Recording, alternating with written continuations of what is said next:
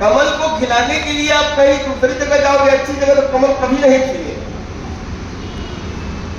लेकिन कमल को देखोगे, कोई बाहर से देखे और कहे कीचड़ से निकला है, तो आप विश्वास नहीं करोगे, क्योंकि कीचड़ से निकले उस कमल पर कोई कीचड़ की दाग नहीं होती। गृहस्थाश्रम से निकले हुए उस संत पर गृहस्थ का कोई छाप नहीं होता, गड़बड़ी नहीं होती।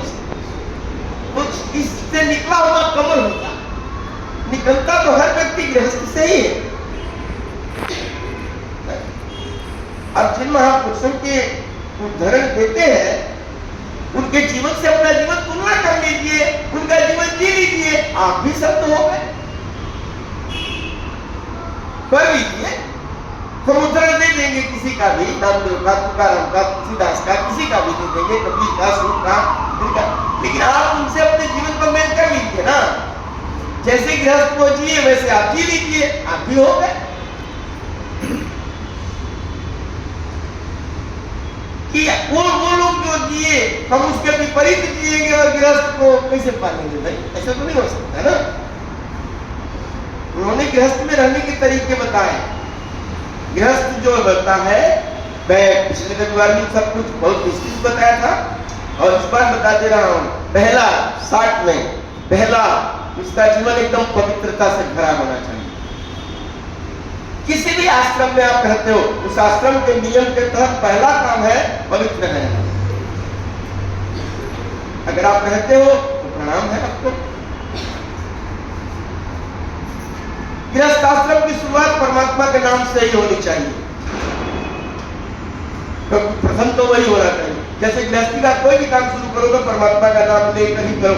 अगर आप सुबह उठते ही परमात्मा का 2 मिनट भी ध्यान कर लेते हो, 1 मिनट भी ध्यान कर लेते हो, या एक बार नाम ही लेकर के उठते हो तो प्रणाम है।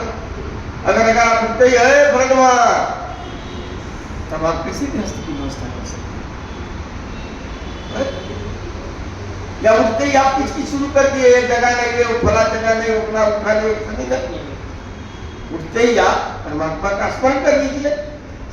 दूसरा ध्यान दीजिए, गृहस्थ आश्रम की बात कर रहा हूं। उसके बाद गृहस्थ में जो भी काम किया जाए, किसी का भी, चाहे पति पत्नी का कर रहा हो, पत्नी पति का कर रही हो, भाई भाई का कर रहा हो, जो भी कर रहा हो, वह इतनी पवित्रता से करे।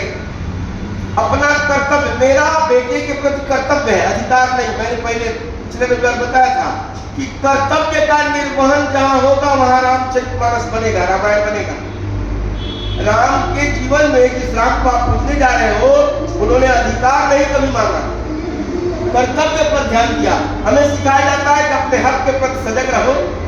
आपकी सरकार भी बताती है कि अधिकार के प्रति सजग रहो। अधिकार के प्रति सजगता से महाभारत बनता है। अधिकार के प्रति जो सजग होता है